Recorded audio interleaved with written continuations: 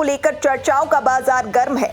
मुख्यमंत्री डॉक्टर मोहन यादव की सरकार के गठन के बाद से ही यह सवाल उठ रहा है कि आखिर मंत्रिमंडल का विस्तार कब होगा और किन चेहरों को इसमें जगह मिलेगी।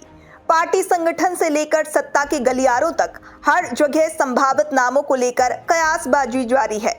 सूत्रों के मुताबिक कैबिनेट विस्तार में क्षेत्रीय और जातीय संतुलन साधने पर खास जोर दिया जा सकता है। मालवा, महाकौशल, बुंदेलखंड और ग्वालियर चंबल अंचल से प्रतिनिधित्व बढ़ाने की कोशिश हो सकती है। इसके साथ ही युवा और अनुभवी नेताओं के बीच संतुलन बनाना भी सरकार की प्राथमिकता माना जा रहा है। ऐसे कई विधायक हैं जो लंबे समय से मंत्री बनने की उम्मीद लगाए बैठे हैं। वहीं कुछ नए चेहरों को मौका देने की भी चर्चा है।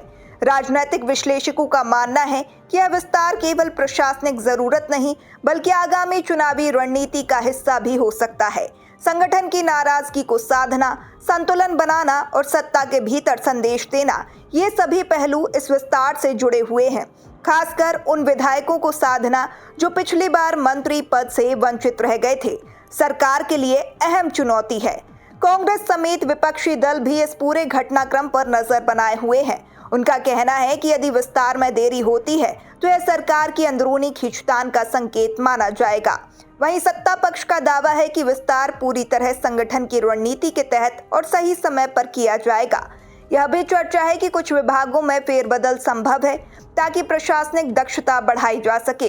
प्रदर्शन के आधार पर मूल्यांकन और नई जिम्मेदारियों का वितरण, दोनों ही पहलुओं पर विचार चल रहा है। हालांकि आधिकारिक तौर पर कोई सूची सामने नहीं आई है, लेकिन दिल्ली से हरी झंडी मिलने के बाद ही अंतिम फैसला होने की बात कही जा रही है। अब सबकी निगाहें इस पर टिकी है कि कैबिनेट विस्तार कब तक होगा और किन नामों पर मोहर लगती है। क्या यह विस्तार सरकार को और मजबूती देगा या फिर नई नाराजगियों को जन्म देगा, यह आने वाला समय ही बताएगा।